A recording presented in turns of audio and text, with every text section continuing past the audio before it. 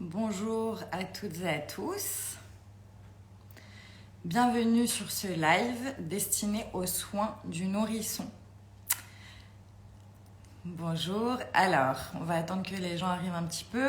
Et donc, ce live est destiné aux soins du nourrisson. Vous venez peut-être d'avoir un petit bébé. Et à la maternité, on vous a certainement expliqué les soins à lui prodiguer au quotidien, comment lui donner le bain, comment soigner le cordon ombilical, comment lui nettoyer les yeux, les oreilles, comment bien changer une couche. Donc tout ça, on vous l'a expliqué, mais entre la fatigue, les hormones, les visites, une fois rentré à la maison, en général, on oublie la plupart des choses qu'on nous a dites et on est un peu démunis. Du coup, on se pose mille et une questions.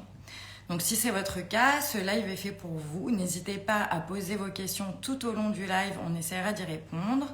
Je vais accueillir tout de suite une experte qui va m'aider à répondre à toutes vos questions. On va revoir tous les soins à faire au nourrisson de la tête aux pieds.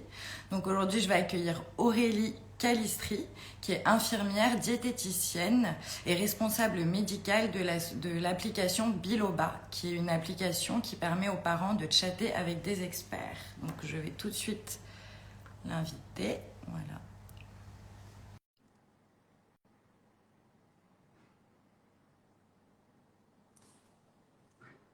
Alors, Bonjour. coucou Aurélie, ça va? Bonjour Claire, oui, oui, ça va. Ça va, ça va. Et Ça a toi? marché du premier coup, magnifique. Oui, parfait. On a bien fait de faire un test. Alors, Super. bienvenue sur ce live. Merci voilà, de nous accorder de ton temps pour répondre à toutes nos questions donc, sur les soins du tout petit.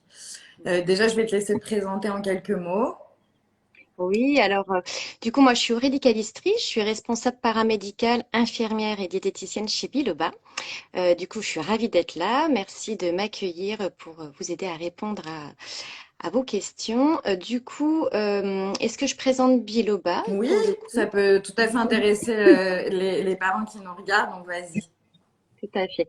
Alors Biloba, c'est une application en fait pédiatrique qui répond en fait aux parents de 8 heures à 22 heures sur toutes les problématiques qu'ils peuvent rencontrer avec leur enfant, qu'elles soient d'ordre en fait médical ou de puériculture.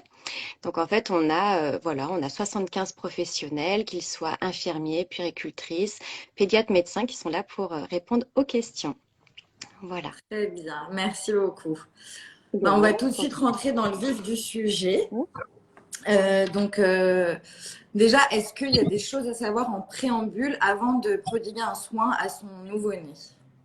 Oui, tout à fait. Alors, quand on parle de soins physiques, mais on peut parler aussi des soins psychologiques. Donc, dans un premier temps, aujourd'hui, ça ne sera pas le sujet, mais c'est quand même une notion très importante.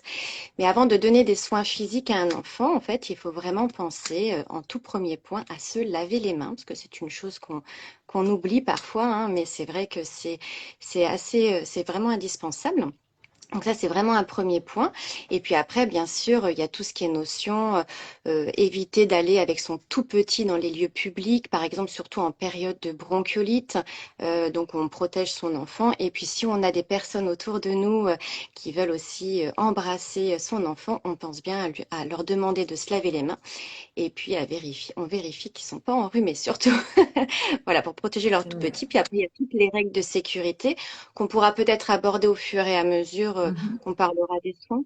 Ça te va? Très bien. Ok. Donc, comme on disait, on va essayer de reprendre tous les soins du quotidien, en fait, Mhm. pour les nouveau-nés. On va faire de la tête aux pieds. Donc, on va commencer par la tête. Donc, déjà, il y a quelque chose qui fait un petit peu peur aux jeunes parents les premiers jours, c'est la fontanelle. Donc, Oui, ces petits creux un peu mous sur le crâne, est-ce que tu peux nous rassurer là-dessus déjà? je peux vous rassurer. Alors, je vais vous présenter plusieurs bébés aujourd'hui. Il y a Céline et Enchantée, puis, Céline. et puis il y aura Nina qui sont là pour Parfait. m'aider. Donc, C'est Céline, mieux bah, pour. comme voilà. Elle n'a pas de cheveux. Donc, en fait, c'est juste pour vous montrer. Là. En fait, il y a deux fontanelles. Il y en a une qui est un peu plus grosse, qui fait entre 3 et 6 cm devant. Donc, c'est la plus impressionnante. Puis, il y en a une petite qui est aussi derrière. Donc, en fait, c'est tout à fait normal qu'il y ait ces petits creux. Parce qu'en fait, ça permet tout simplement à l'enfant de bien passer pendant l'accouchement, tout simplement. Et ça permet aussi au cerveau de bien se développer par la suite. Donc, pas de souci, ces fontanelles, en fait, elles vont se refermer petit à petit. Vous pouvez toucher la tête de votre bébé délicatement. Il n'y a pas de problème, hein, ça va pas, il faut juste ne pas appuyer. Et le gage de sécurité que je vous dirais, c'est attention à vos autres enfants, les plus grands, qui eux pourraient avoir des gestes un petit peu plus brusques et pour le coup pourraient s'appuyer par une caresse un peu mal jaugée, on va dire. Donc, voilà, en tout cas, la Mais il n'y a fontanelle, pas rien à d'inquiétude. faire de particulier, ça va Ça se va se refermer tout refermer. seul. Et voilà, faut juste être délicat. Mais en général, avec un nouveau-né, on essaye de l'être. Vers 9 mois, la fontanelle est fermée, hein, en tout cas la plus grande. La plus petite, c'est même avant. Donc voilà, c'est vrai que c'est une période un petit peu longue qui peut être un peu inquiétante, mais pas d'inquiétude de ce côté-là. D'accord. Ensuite, il y a certains enfants, alors pas tous, mais il y en a beaucoup qui ont des croûtes de lait. Donc, qu'est-ce qu'on doit faire?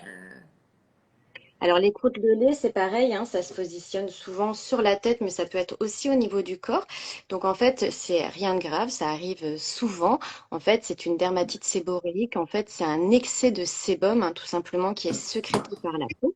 Donc en fait, c'est ce qu'on appelle des plaques grasses. On appelle ça croûte de lait, mais ça n'a rien à voir avec l'alimentation au lait, hein. Donc c'est vraiment en fait un excès de sécrétion. Donc qu'est-ce que vous pouvez faire pour les enlever? Surtout, vous ne les arrachez pas. Donc, on n'enlève pas les croûtes de lait, on risquerait de faire saigner, on risquerait de créer une infection, en fait. Et puis, même le petit bulbe du cheveu pourrait être abîmé, donc on risquerait aussi d'empêcher la repousse du cheveu correctement. Donc, en fait, pour soigner, on va mettre un petit peu d'huile ou de vaseline sur la tête de son bébé, en fait, 1 à 2 heures avant le bain. Et ensuite, on va le shampouiner donc délicatement pour enlever en fait l'excès de graisse qu'on a mis préalablement et les croûtes de lait vont venir avec tout doucement, elles vont venir se détacher. Donc D'accord. ça, on le fait régulièrement. Si vraiment votre bébé a beaucoup beaucoup de croûtes de lait, vous pouvez lui laver la tête le plus souvent possible et ensuite vous brossez avec une petite brosse toute fine, hein, avec des poils nylon ou de sanglier. Faut vraiment que ça soit une brosse Mhm. adaptée aux cheveux des tout petits. D'accord. Et justement, est-ce qu'il faut lui laver les cheveux tous les jours ou Alors, pas? s'il n'y a pas de croûte de lait, si votre enfant ne transpire pas, s'il fait pas trop chaud, non, le lavage en fait des cheveux n'est pas une obligation en fait, hein. Votre enfant, voilà, il n'a pas besoin d'être lavé tous les jours. Ça, on pourra en reparler aussi au moment du bain. Oui. Mais voilà, c'est uniquement si il y a un excès de croûte de lait qu'il faudra, oui, effectivement, laver plus souvent sa tête parce qu'il faudra mettre de la matière grasse en fait au niveau D'accord. de sa tête pour pouvoir enlever après les croûtes de lait. En tout cas, ne surtout pas les arracher. Ça, c'est sûr. Voilà, exactement. Ça, il faut pas les arracher, il faut laisser faire. Voilà, ça partira tout seul, faut pas s'en inquiéter. Alors, de la même manière, s'il en a sur le reste du corps, hein, on peut aussi graisser le reste du corps. Et puis, pendant le bain, dans ces cas-là, ça partira aussi tout seul. D'accord. Ensuite, on continue sur la tête. Et certains enfants ont des boutons qu'on appelle l'acné du nourrisson. Pareil, Oui. qu'est-ce que c'est un peu impressionnant. On se demande qu'est-ce qui se passe et qu'est-ce qu'il faut faire surtout. Oui, c'est vrai que l'acné du nourrisson, bah souvent, cette acné néonatale, on se dit, oh là là, ça y est, mon enfant fait une crise d'adolescence. Mais c'est un petit peu vrai parce qu'en fait, c'est dû en fait à une poussée d'hormones. En fait, lorsque l'on accouche, en fait, on a une poussée d'hormones et on transmet ces hormones-là à son enfant. Donc, en fait, cette poussée d'hormones va pouvoir lui occasionner des boutons, hein, cette acné du nourrisson qui peuvent être rouges, qui peuvent être blancs. Mais en fait, c'est pareil, en fait, pas d'inquiétude. On nettoie la peau de son enfant à l'eau, on sèche bien, on tamponne, on ne frotte pas. Surtout, on ne perce pas les boutons, on laisse la peau se faire et on ne met surtout pas de produits anti-acnéiques parce que ça, c'est des choses que j'ai pu voir. Ah Voilà, oui. c'est trop agressif pour les tout petits, donc on laisse en fait les choses se faire. Et si vraiment vous voyez qu'il y a des rougeurs, que ça devient trop inflammatoire, rouge, chaud, touché, même qu'il y ait du pus, dans ces cas-là, il faut mieux consulter et votre médecin vous orientera sur des produits adaptés pour votre tout petit. Très bien. Ensuite, comment on nettoie les yeux et à quelle fréquence? Alors, les yeux des enfants, c'est pareil, hein, ils peuvent avoir des petits écoulements ou ils peuvent avoir des petits, ce qu'on appelle les caca d'œil, hein, Mhm. comme nous les adultes. Donc ça, c'est pareil, ça fait partie des soins qu'on peut donner à son enfant. Donc là, je vais utiliser Nina pour vous montrer. Alors, j'espère que mon installation va fonctionner. Je l'ai testé. Vous voyez Nina? Je pense Ouais, que vous tu la peux la voyez. monter un tout petit peu plus peut-être. Voilà. Voilà, Voilà. Alors, parfait. je vais m'asseoir, Nina. Hop. Alors, Elle a beaucoup de souvent, cheveux déjà. oui, oui, oui, elle est toute petite, mais elle a beaucoup de cheveux. Euh, du coup, en fait, c'est un soin qui se fait plutôt allongé, hein, donc juste avant en fait le bain, par exemple, ou ça peut être dans la journée. Tout dépend en fait si vous voyez qu'il y a des petites croûtes. En fait, l'idée c'est toujours d'aller du plus propre au plus sale. Donc, si elle a des croûtes à l'extérieur des yeux, on ira donc de l'intérieur vers l'extérieur. Si elle a des croûtes à l'intérieur des yeux, on ira de l'extérieur vers l'intérieur. Donc pour cela, moi je vous invite à prendre une compresse. Vous y mettrez un petit peu de sérum Phi, hop, sur la compresse. Donc on prend une compresse par œil. Ça c'est important parce qu'en fait, s'il y a une infection éventuelle hein, dans un œil, si vous utilisez la même compresse, alors il y a même certains parents qui vont se dire, bah, moi je retourne la compresse, mais moi je vous le On le fait pas conseille non pas. plus. Non, non, non, parce qu'en fait, on ne sait jamais. Voilà, en plus, on peut avoir touché avec ses mains. Donc, c'est pareil aussi. Lavez-vous les mains entre les deux. Hein, on ne sait jamais. Donc, une compresse par œil et un lavage des mains avant et entre les deux yeux. D'accord. Et donc, du coup, si Nina, en fait, elle a donc les yeux sales à l'intérieur de l'œil, on va donc passer délicatement sans trop appuyer. Hop, et on enlève. Voilà, c'est comme ça. On prend une autre compresse et on fait la même chose de l'autre côté. Moi, je dis souvent, prévenez votre enfant dès que vous lui faites un soin. Ce qui est bien, c'est voilà, de lui parler toujours pendant que vous faites des soins, parce que l'enfant, en fait, reste une éponge. Il absorbe tout ce que vous lui dites. Ça permet aussi d'être un moment d'échange, et ça, c'est très important, parce qu'on parlait du Donc c'est soin important affectif. de le prévenir et de lui expliquer ce qu'on lui fait. Exactement. En fait, dans tous les soins physiques, le soin affectif, il est aussi là. Hein. C'est-à-dire que lorsqu'on prend son enfant dans ses bras, lorsqu'on lui fait des soins, un nettoyage, c'est bien de lui expliquer ce qu'on est en train de lui faire. Tout simplement, ça permet de communiquer, tout simplement. Et Voilà. s'il n'a pas de caca dans les yeux, on lui nettoie quand même tous les jours avec une compresse et du sérum. Alors, c'est vrai que tous les jours, ça peut être, en fait, pendant le moment du change, ça peut être bien, mais enfin voilà, en fait, si vous oubliez, surtout, ne C'est pas culpabilisez grave. pas, ce n'est pas grave, en fait, hein, c'est vraiment quand les yeux sont un petit peu sales. Après, c'est vrai que c'est quand même bien c'est quand même bien de laver, parce que, excusez-moi, les yeux sont en fait souvent à l'extérieur. Si votre enfant, il sort, si vous allez à l'extérieur, il peut y avoir des petites poussières qu'on ne voit pas forcément. Excusez-moi. Donc du coup, en fait, l'idée, c'est vraiment de lui enlever les petites poussières et puis en D'accord. plus, il risque de pas se plaindre non plus. Donc c'est vrai que ça peut être bien quand même de nettoyer tous les jours, au moins une fois, minimum une Après, fois. ça peut faire partie d'une routine. Par exemple, le matin, quand une fois qu'on lui a donné le biberon avant de l'habiller, on fait tous Oui, ces soins oui, oui. les uns les C'est suite même les très autres. bien, c'est une très bonne remarque. C'est très bien d'avoir une petite routine avec son enfant. Et donc du coup, voilà, ça peut être le matin et puis une fois le soir ou le Oui, soir si on après voit la qu'il y a journée. besoin, c'est nécessaire.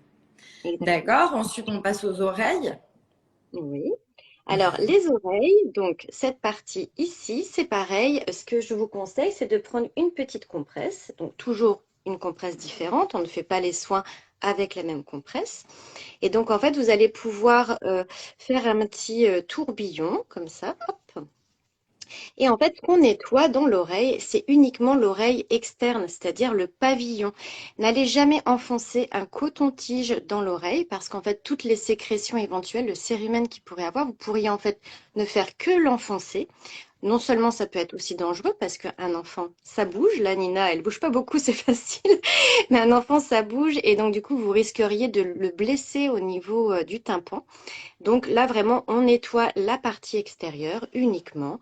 Donc ça, c'est pareil, ça, c'est quelque chose qui n'est pas forcément à faire tous les jours. En plus, on peut le faire pendant le moment du bain, en fait. Vous pouvez aussi avoir une petite compresse avec vous et donc profiter de l'eau du bain pour nettoyer le pavillon de l'oreille. Et c'est le pédiatre, en fait, qui après, si nécessaire, va nettoyer en profondeur les Voilà, il oreilles. peut y avoir des petits bains à faire, etc. Mais vraiment, si vous avez le sentiment que votre enfant ne vous entend plus, euh, de toute façon, parlez-en à votre pédiatre, à votre médecin, pour que lui il puisse vérifier si effectivement il n'y a pas un bouchon de cérumen ou autre chose, ou si le tympan, voilà, il a un Mais c'est vrai que souci. parfois on voit il y a du cérumen dans l'oreille du bébé. On est tenté d'avoir envie d'enlever, mais il ne faut pas le faire. Alors, ce que vous faites, c'est qu'en fait, vous nettoyez le pavillon de l'oreille et donc Ok. avec la petite compresse légèrement pliée, imbibée de sérum physiologique, vous allez en fait rentrer délicatement juste sur le bord et donc Et vous ça allez enlève. enlever l'excès qui est visible. Mais vous n'allez pas en fait en profondeur surtout. Oui, surtout pas. D'accord. Voilà. Et Ok. surtout pas avec la coupe anti. Ensuite, on passe au nez. Donc, est-ce qu'il faut le faire tous les jours, le nettoyage du nez? On nous a demandé aussi s'il faut faire un lavage de nez préventif, même s'il n'y a pas besoin qu'il soit mouché. Est-ce qu'on le fait tous les jours? Et est-ce que ça fait mal à bébé quand on le mouche? Alors en fait, le nettoyage du nez, moi je le conseille de le faire tous les jours, même quand il n'y a pas de sécrétion. Pourquoi? Parce qu'en fait, votre enfant, jusqu'à 3 mois, voire 6 mois, ne respire que par le nez. Donc en fait, il suffit qu'il ait des petites crottes de nez ou des petites sécrétions, même qui sont pas forcément euh, enfin, visibles ou audibles, en tout cas par nous. Ça va quand même lui permettre d'être dégagé. Il faut savoir que le lavage du nez, en fait, ça va donc dégager les voies respiratoires autres, mais également en pharyngée. On appelle ça aussi la DRP, hein, donc la désobstruction nasopharyngée. Donc, quand l'enfant est malade, ça c'est autre chose. Il va falloir vraiment le faire très très régulièrement parce qu'en fait, pour un rhume, souvent c'est bien le seul traitement, hein, le nettoyage de nez. Donc, ça sera entre 6 et 10 fois par jour. Par contre, quand votre tout petit n'est pas malade, le faire une fois le matin, une fois l'après-midi, ça peut être quand même bénéfique. Donc, il y a pas mal de petits soins différents à faire. Donc, je vais vous montrer.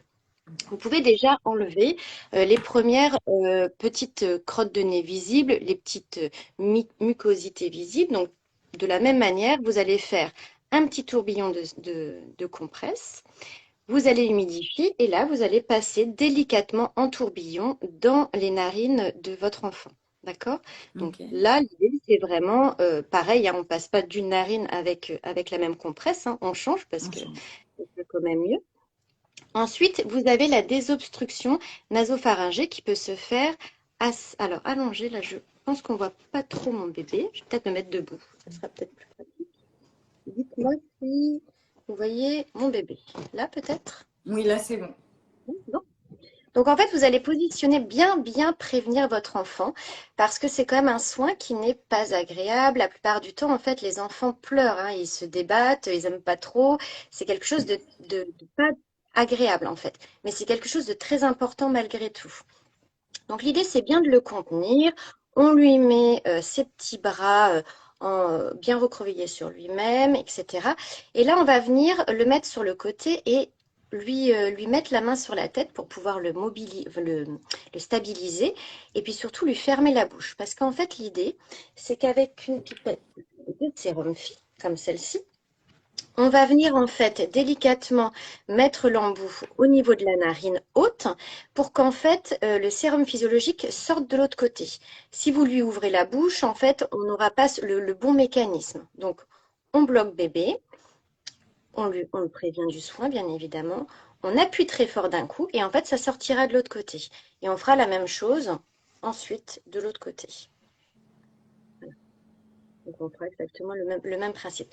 Ça, c'est une bonne désobstruction et en fait, c'est vraiment important de le faire. Alors, il y a certaines maternités qui proposeront de mettre bébé en fait sur le dos et de lui tourner la tête. Voilà, donc après, on se sent oui ou non dans une position. Moi, je trouve que c'est plus physiologique pour le bébé d'être sur le côté, mais après, ça, c'est comment on se sent, hein. Il n'y a pas il y a pas de choses plus enfin, mieux qu'une autre, en tout cas. Moi, je préfère que le bébé soit sur le côté, je trouve ça plus simple. Et puis ensuite, il y a une autre possibilité. Alors, je vais passer.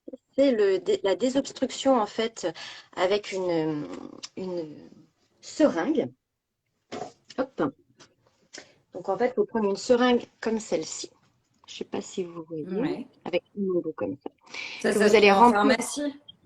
Exactement. Vous allez avoir besoin également d'aiguilles comme ça pour aller chercher pour aller chercher le sérum Phi, hein, tout simplement. Bon, je vais pas l'ouvrir, mais en fait, c'est une grosse aiguille que vous avez en pharmacie. Vous allez prélever le sérum Phi qui est dedans. Et donc, du coup, vous allez en prélever deux parce qu'en fait, ça fait 5 millilitres. Et un bon nettoyage, c'est vrai que c'est mieux fait avec 10 millilitres de sérum physiologique. Donc, du coup, Pour vous les allez deux mettre narines ou par pour narine? par narine. En fait, l'idée, Par c'est vraiment. narine, deux tubes de sérum. Ouais. Ouais, ouais. Surtout quand bébé est malade, en fait, hein, faut vraiment Ouais. bien nettoyer. Donc là, en fait, l'idée, c'est qu'on va positionner son bébé sur nous. Donc, généralement, on le contient un petit peu avec une serviette pour pas que les bras bougent de trop. Ou alors, on fait ça avec le coparent, hein. C'est mieux d'être à deux D'accord. parfois. Et en fait, du coup, on va aller positionner sa seringue comme ça, injecter rapidement et du coup, ça va couler de l'autre côté. L'idée, c'est qu'en fait, ça va couler plus facilement parce que du coup, là, il sera Il en est assis. position verticale. Tout à fait. Donc ça se fait pas quand il est nourrisson tout petit. C'est plus à partir de 2, 3 mois qu'on peut commencer à utiliser la position assise parce que bébé est plus grand. Avant, on le fait de manière allongée et ensuite, on pourra utiliser en fait la seringue D'accord. éventuellement si c'est quelque chose qui est plus simple pour vous. Et Donc, le mouche bébé, ça s'utilise à partir de quel âge et à quelle occasion? alors le mouche-bébé, vous pouvez l'utiliser à partir de n'importe quel âge, j'ai envie de dire, plutôt à aspiration buccale, c'est-à-dire que vous avez un embout en fait dans votre bouche et c'est vous qui aspirez parce que c'est moins violent et puis vous pouvez jauger aussi l'aspiration. Faut savoir que c'est pas forcément agréable pour l'enfant, mais par contre ça peut dans certains cas quand vraiment votre enfant il est très pris en fait bien dégagé. Donc ça c'est vraiment Non, on important. l'utilise pas au quotidien, par contre. Non, c'est pas au Ok. quotidien. Un bon lavage avec du sérum physiologique. On passe la petite compresse pour nettoyer sur les rebords des narines. Ça suffit pour le lavage Et ça fait quotidien. pas mal à l'enfant pour rassurer les parents. Alors, ça fait pas mal à l'enfant. C'est juste C'est désagréable, en surprenant, fait. ouais. Vous pouvez vous le faire aussi. C'est Mais c'est ce toujours que bien. j'ai fait moi quand j'ai eu mes enfants. Je me suis dit, il faut que je sache ce que ça fait. Oui. Et finalement, j'ai pris même cette habitude. Et quand je suis enrhumée, je me le fais tout le temps. C'est vrai que c'est Ben oui, oui. efficace. Au final, c'est vrai on a tendance, nous, à utiliser le spray, enfin voilà, nasal qu'on peut acheter en pharmacie. Mais c'est Mais aussi vraiment bien. pour vous rendre compte en fait de ce que bébé vit. Voilà, vous pouvez tout à fait tester. Alors c'est pas agréable. En plus, ça a un petit goût un peu salé, hein, parce que faut vous rassurer aussi, si bébé il déglutit, qu'il avale du sérum physiologique, ce n'est pas grave en fait, hein, ça reste du sérum physiologique, donc de l'eau légèrement salée, donc ne vous inquiétez pas non plus. En plus, ça arrive relativement souvent. Par contre, ce que je vous ai pas dit, c'est vrai que prévoyez des mouchoirs, je Ouais. les avais prévus pourtant, à mettre sous la tête de votre enfant parce que bah, voilà, sinon ça coule, ça peut vite, même hein, quand vous êtes assis, vous lui positionnez bien un petit mouchoir en dessous de la tête pour que ça puisse couler dessus. Il n'y a pas de D'accord. surprise.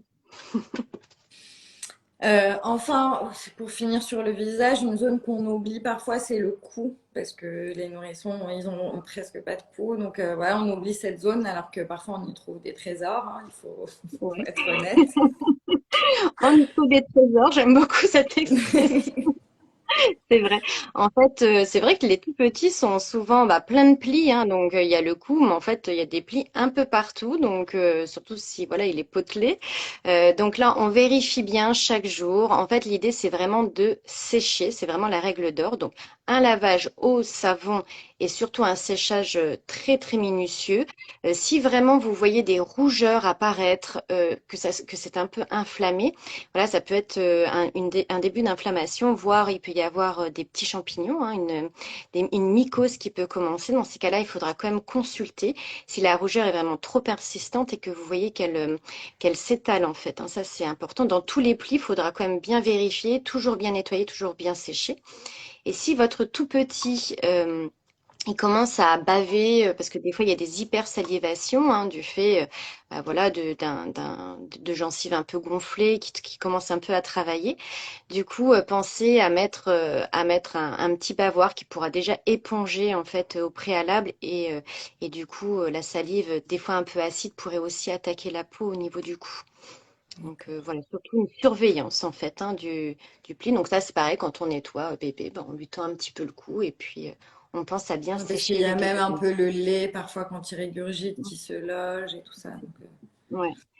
Oui, puis tout ça, ça peut être s'il régurgite. En plus, c'est toujours acide. Donc, ça peut vraiment irriter très facilement. Donc là, c'est nettoyage au savon, même de l'eau à la limite, hein, sérum physiologique, peu importe. Mais le tout, c'est vraiment de bien sécher. Ça, c'est vraiment une notion très importante. Donc, chez les enfants, on sèche toujours en taponnant, en tapotant, plutôt que sinon, on risque de Oui, les irriter davantage. d'accord. Alors, si on descend un petit peu plus bas, on va arriver au cordon ombilical. Oui. Donc, comment on en prend bien soin? En plus, c'est vrai qu'au début, c'est un peu impressionnant. On a peur de lui faire mal. Parfois, ça saigne. Donc, comment bien s'occuper de cette zone? Alors c'est vrai que le cordon ombilical, ça c'est la grosse inquiétude parce que du coup on a toutes, en tant que maman, mais même les parents, le coparent, peur en fait que ça lui fasse mal. Donc déjà, je vous rassure, c'est une zone insensible, donc non douloureuse pour l'enfant. Donc on peut manipuler cette zone avec précaution, certes, parce que le but c'est de ne pas arracher le cordon, mais que le cordon tombe tout seul en fait, il va s'assécher et donc il va tomber au bout d'un moment tout seul. Donc l'idée c'est pareil, on nettoie. Alors, il y a plusieurs écoles, il est vrai, certaines maternités diront qu'il faut utiliser un antiseptique pour nettoyer le pourtour du cordon. Sauf qu'en fait l'antiseptique ça va modifier la flore naturelle cutanée, enfin la flore cutanée de la peau de bébé. Et en fait cette flore-là elle est aussi bénéfique pour une bonne cicatrisation. Donc en fait, moi ce que je préfère conseiller, c'est plutôt un nettoyage à l'eau et au savon éventuellement. Et si vraiment une petite odeur ou une petite rougeur apparaît à la base, là dans ces cas-là, on peut utiliser un antiseptique. L'antiseptique vraiment qui est conseillé pour le bébé, c'est la chlorhexidine. Je ne sais pas si vous voyez à l'envers. Vous le voyez peut-être à Hmm. l'envers. On ne voit pas très bien, mais oui, ok. On va faire de la chlorhexidine. Ok. Ça, il faut en avoir. Voilà. Alors, je réinstalle mon bébé qui a un cordon qui est comme bien. Enfin, c'est pas un cordon, c'est son nombril qui est un peu ressorti. En fait, l'idée, c'est pareil. Hop, on utilise une compresse imbibée de sérum physiologique et en fait, on va venir faire un tour. Donc un tour, hop, autour du nombril. Donc on peut mobiliser en fait hein, le petit cordon, passer en dessous, au-dessus, en dessous, sans danger, sans douleur pour l'enfant. Et là, ce qui est vraiment très important, c'est donc de bien sécher. Donc pareil, on prend une autre compresse, Il n'y a on pas un sèche en sens repassant. particulier déjà pour nettoyer. Non. D'accord. Bah, en fait, l'idée, c'est de ne On pas fait le repasser là tour. où vous êtes passé. Vous faites le Ok. tour, alors dans un sens ou dans l'autre, peu importe, comme vous avez l'habitude de faire. Mais du coup, ne faites pas plusieurs tours, ça ne sert à rien. C'est juste un petit nettoyage, un quotidien. Donc là, par contre, c'est tous les jours. S'il y a des selles, des urines qui remontent, on repense bien à nettoyer aussi. Et en fait, là, l'idée, c'est vraiment de ne pas remettre la couche dessus. Il faut vraiment que ça reste à l'air, en fait. D'accord. Plus ça restera à l'air, mieux ça sera. Donc, on ne met pas la couche par-dessus le cordon ombilical, en fait, hein. On pense bien à... Alors, ce que vous pouvez faire, c'est un système d'accordéon. Attends, je lui enlève sa couche. En fait, vous pouvez faire un système d'accordéon, vous pliez une fois, deux fois, et donc du coup, vous allez réduire en fait votre couche ici, et ensuite vous repasserez bien en bas, bien pour bien serrer en fait la couche, mais en dessous du cordon. Vous avez même des couches hein, qui se vendent avec une petite fente pour passer justement le cordon. Donc du D'accord. coup, voilà, en fait, vraiment l'idée, c'est de laisser le cordon à l'air, d'utiliser un antiseptique plutôt quand il y a une petite odeur qui arrive ou une petite rougeur autour. Si le cordon ombilical est arraché par mégarde hein, et que ça saigne, on utilise une compresse, on appuie délicatement jusqu'à temps que ça ne saigne plus. Et moi, je vous conseille quand même d'aller voir un spécialiste pour qu'on puisse évaluer, que ce soit une infirmière ou un médecin, peu importe, mais en tout cas qu'on puisse évaluer si il n'y a pas d'infection qui commence, etc. S'il y a eu le cordon ombilical d'arraché. Mais pour arrêter le saignement, on positionne une petite compresse et on appuie juste avec deux doigts, délicatement, et puis on vérifie de temps en temps que le saignement est bien arrêté. D'accord. Voilà. Et dans tous les cas, on peut quand même donner le bain à bébé, même s'il y a le cordon Oui, qui oui, n'est oui, pas tout à encore fait. tombé. Très bien. Ça, c'est ce qu'on disait avant, mais non, non. En fait, l'idée, c'est encore une fois de bien sécher après, parce que le cordon, faut qu'il reste au sec. En fait, le but, c'est D'accord. que justement, il se sèche. Très bien. Ensuite, on va passer aux ongles. Donc, à Oui. partir de quand on peut couper les ongles à bébé? Parce que c'est vrai que souvent, dès la naissance, ils ont les ongles un peu longs, ils se griffent. On serait tenté de les couper, mais à partir de quand? Et surtout, qu'est-ce qu'on utilise? Des ciseaux, un coupe-ongle? Ou est-ce qu'on peut les limer si on ne veut pas les couper, Alors, si on a peur? en fait, l'idée, c'est que les ongles des tout petits à la naissance, jusqu'à 1 mois, en fait, ils sont très très mous. Donc, moi, je ne conseille pas de les couper parce qu'on a quand même, déjà, ça, c'est très compliqué et en plus, on a un risque de blesser votre tout petit. Faut savoir qu'ils sont souvent quand même les mains comme ça, donc c'est compliqué. Oui, Par contre, les limer, oui, c'est une très bonne idée, plutôt avec une lime à ongles en bois ou en verre. Et du coup, on va limer en fait les bords hein, des ongles pour que ça, il n'y ait pas le pointu de l'ongle qui vienne blesser votre enfant, mais plutôt limer. Ça, c'est important. Et quand on lime, on fait pas ce système-là, mais on va toujours dans le même sens pour limer d'accord. un ongle. D'accord? Parce qu'en fait, comme ces ongles, encore une fois, sont vraiment comme des petites feuilles, hein, toutes fines, ils sont pas aussi durs que nous. Si vous faisiez ce geste-là, en fait, vous risqueriez de les casser en plein milieu, en fait. Donc vraiment D'accord. aller dans le même sens. Si vraiment votre enfant se griffe tout le temps, tout le temps, tout le temps, vous pouvez éventuellement lui mettre des petites moufles, mais encore une fois, voilà, ça empêche l'enfant quand même de bouger ses mains, donc c'est pas l'idéal. Donc revoir avec votre médecin pourquoi est-ce qu'il se griffe autant. Mais normalement, si vous limez, ça devrait éviter de justement qu'il se fasse mal. Euh, et puis je voulais vous dire autre Et chose. à partir de quel âge, du coup, on peut lui couper? Alors, c'est à partir d'1 mois, voilà. Là, en fait, Un mois. le premier mois, on évite de, voilà, D'accord. on lime Et plutôt, et à partir après, d'1 mois, ça va commencer à durcir un petit peu. Et là, vous pourrez utiliser un ciseau plutôt à bourron d'accord. plutôt qu'un coupe-ongle. Encore une fois, pour éviter de blesser en fait la peau, hein. Le bourron va éviter justement que par mégarde, ben, vous enfonciez le ciseau. Et c'est ça que je voulais vous dire. Je vous conseille de faire ça plus quand bébé est endormi.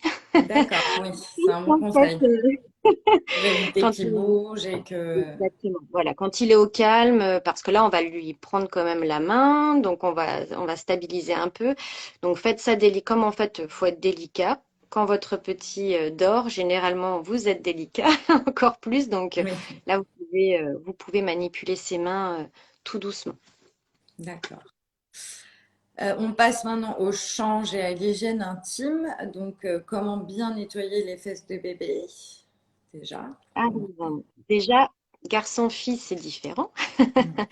Alors, en tout cas, pour les deux, c'est toujours du haut vers le bas. C'est-à-dire que on ne lave jamais les fesses avant de remonter vers la vulve de la petite fille ou même vers le pénis du petit garçon. Donc, on nettoie toujours pipi, caca. En gros, c'est l'ordre logique. Pour la petite fille, on va aller nettoyer en fait les grandes lèvres. Pas la peine d'aller bien profondément, sauf si grosse selle vraiment liquide qui est remontée. Là, dans ces cas-là, même je vous conseillerais un bain. Des fois, c'est bien plus simple. Mais on nettoie à l'eau et au savon. Donc, pas besoin d'utiliser d'autres produits, hein. Plus vous allez être simple, mieux ça va être en fait. Pensez simplicité. Donc du coup, vous nettoyez comme ça. Et pour le petit garçon, eh bien, souvent la question qui revient, c'est le fameux décalotage, le prépuce, est-ce qu'on y touche ou on n'y touche pas? Donc moi, je vous conseille de ne pas y toucher parce que vous risqueriez de blesser votre enfant. Et en fait, ce décalotage se fera naturellement et sera très bien entre 3 et 6 ans. Donc vous inquiétez pas, votre petit bout, il n'y a pas d'inquiétude à avoir. Vous allez parfois même sur le petit garçon avoir comme une sorte de crème blanche qu'on appelle le segma. Et ça, en fait, c'est tout à fait normal. Donc vous pouvez passer une petite compresse, enlever. Mais ce n'est pas une infection, c'est en fait une sécrétion naturelle en fait. Donc il n'y a pas D'accord. d'inquiétude. Et pour le change, tu disais de l'eau et du savon, mais on peut aussi utiliser, parce que c'est pas toujours pratique si on n'a pas un lavabo à côté ou si on n'a pas un tout mouillé, du liniment par exemple, pour le Alors, le change. liniment, vous pouvez utiliser. L'avantage, c'est qu'il y a de l'huile dedans, hein. C'est de l'eau de chaud avec souvent de l'huile d'olive.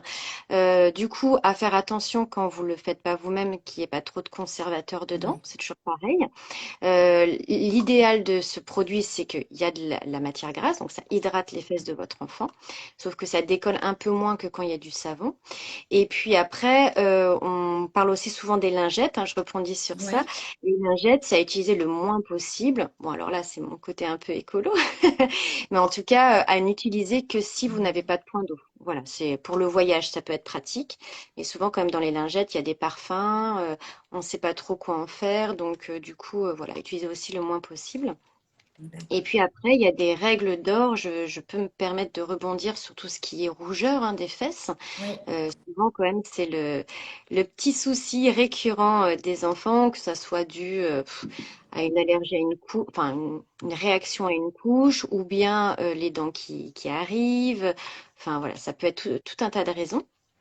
Donc en fait, là, il va falloir être vigilant à l'étendue, à la gêne que ça occasionne aussi à votre enfant. Si vous voyez qu'à chaque fois que vous lui touchez, c'est douloureux, que ça s'étend, que ça s'étend, que ça s'étend, là, il faudra consulter parce que ça peut se transformer en mycose, malheureusement.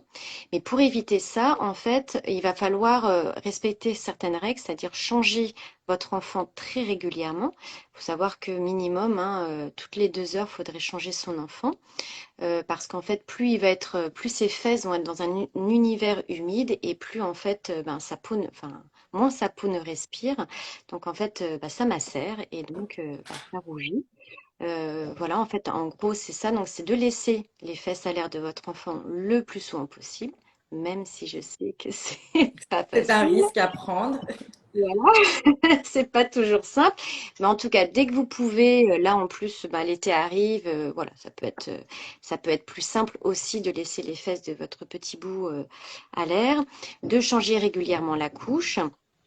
Donc, on utilise, si vous voyez qu'il y a une marque de couche qui irrite un peu plus, enfin, votre enfant il a les fesses irritées, peut-être que de changer de marque de couche, ça peut justement vous aider. On peut aussi utiliser en fait en fonction de la rougeur, si elle est sointante ou pas sointante. Donc en fait, quand c'est pas sointant, c'est juste rouge, un rouge rosé. Vous pouvez mettre tout ce qui est Dermalibour, Mitosil, enfin des crèmes de Des crèmes. change. Mhm. On ne cherche pas forcément à enlever toujours toute la crème parce qu'il faut savoir que cette crème-là, en fait, elle va avoir aussi un rôle de protection entre les urines et puis la peau de bébé. Donc, ne cherchez pas à enlever, sauf s'il y a des selles. Et puis après, quand c'est un peu sointant, donc une peau rouge mais brillante, bah là, vous pouvez mettre des lotions asséchantes en fait, hein, donc, ça va être Cicalfate, asséchant. Dans le temps, on mettait de l'éosine, mais l'éosine, ça, c'est pareil, ça rougit la peau et du coup, on a du mal un peu à savoir ben, si la peau est rouge à cause de l'irritation ou si elle est rouge à cause du produit. Donc, il y a plein d'autres produits en pharmacie qui existent asséchants et transparent. Donc, n'hésitez pas à demander l'avis à votre pharmacien par rapport à ça.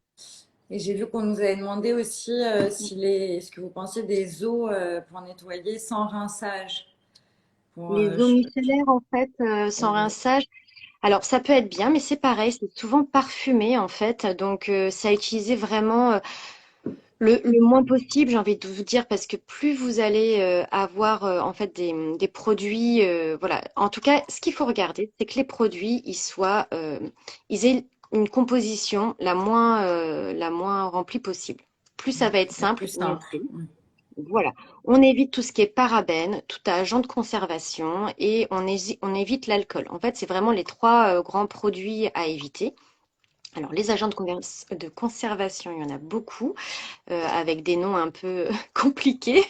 Mais du coup, voilà, vous pouvez retrouver ça, enfin, vous pouvez demander conseil à votre pharmacien. Et puis après, les produits plutôt bio, écossaires, avec le label écossaire, ça, vous pouvez aussi aller par là. Après, les eaux micellaires, voilà, souvent, quand même, on a du parfum dedans, hein, donc à éviter, quand même. D'accord. Surtout si bébé a les fesses rouges, du coup. Surtout que bébé a fesses rouges. Fesses rouges, hein, c'est eau, savon, s'il y a des sels. Sinon, de l'eau, tout simplement, c'est vraiment ce qu'il y a de mieux, hein. D'accord. On va terminer donc par le bain. Voilà, Oui. qui peut être un moment magique pour le bébé et pour les parents, mais parfois c'est terrible si le bébé se met à pleurer et tout ça. Donc c'est un peu la panique. Donc déjà au niveau de la température, c'est quoi la bonne température pour le bain de bébé?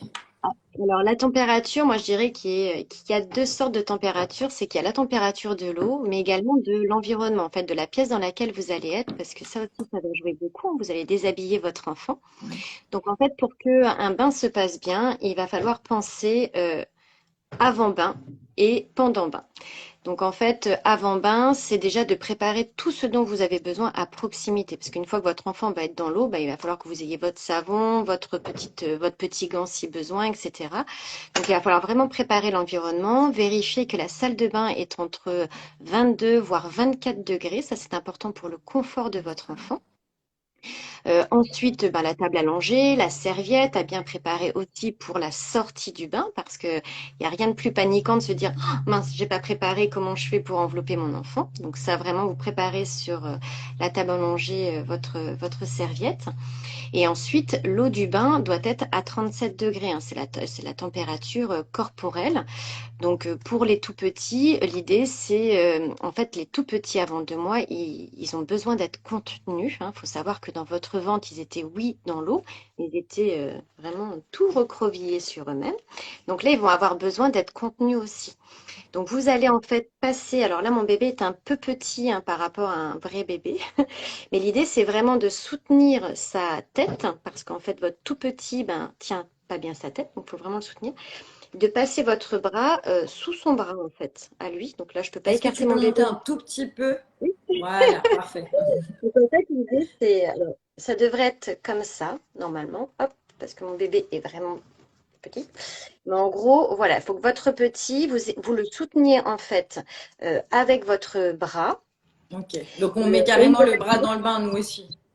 exactement. Et vous avez une main qui est entièrement libre en fait pour le mouiller, pour lui savonner la tête, pour le caresser, etc. Donc ça, c'est vraiment important d'avoir cette position.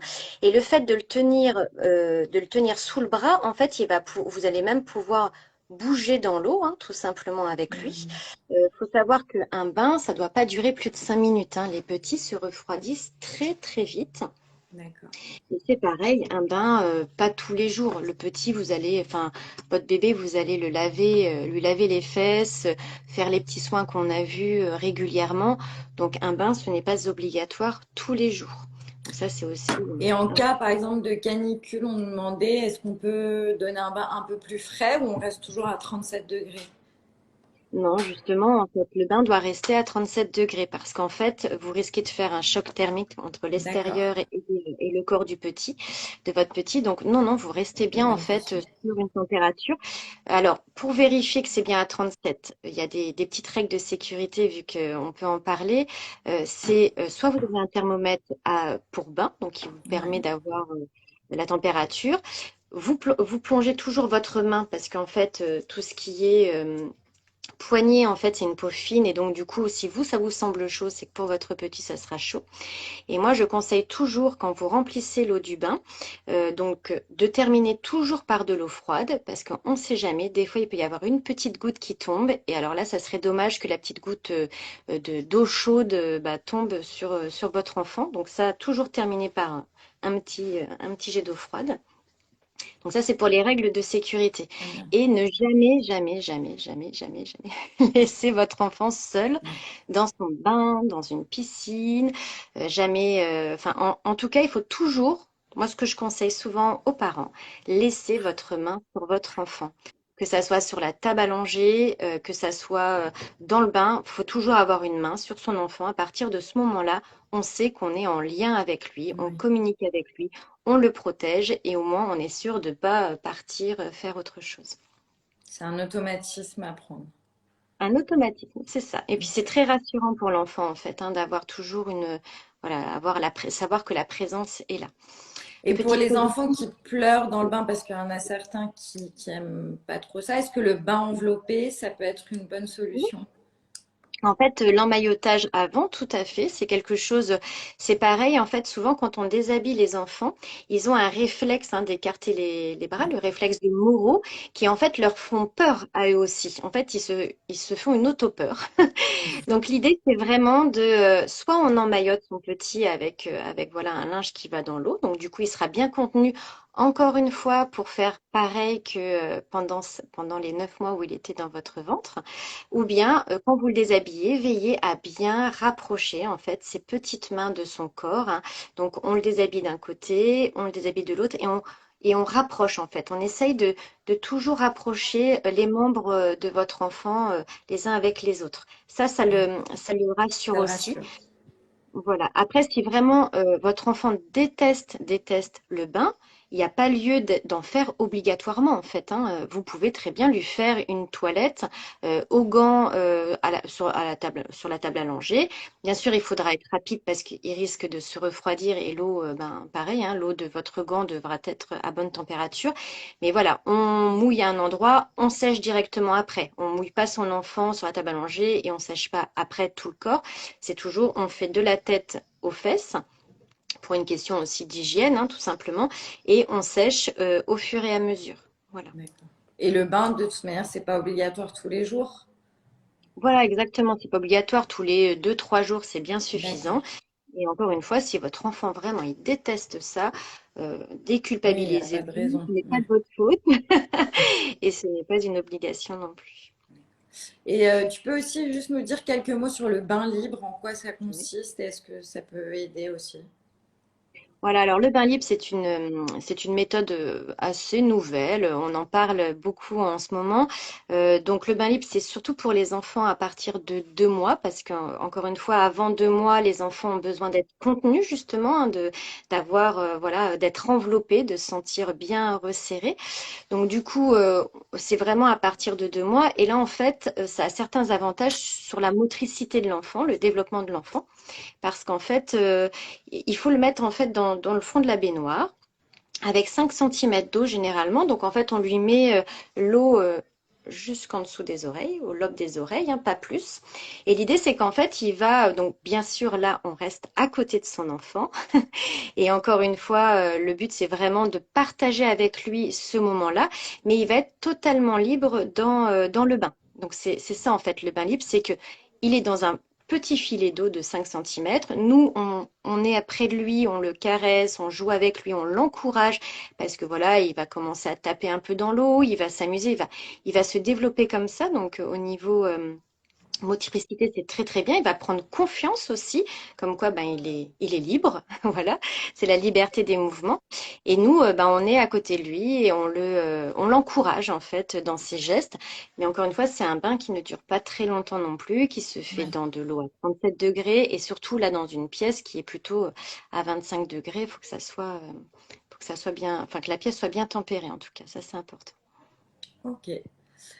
Bah, super, merci beaucoup. Je crois qu'on a fait un bon tour de tous les soins du Oui, nourrisson. Je ne oui, sais je pas pense s'il y a qu'on des a choses été qui te paraissent importantes qu'on aurait pu oublier.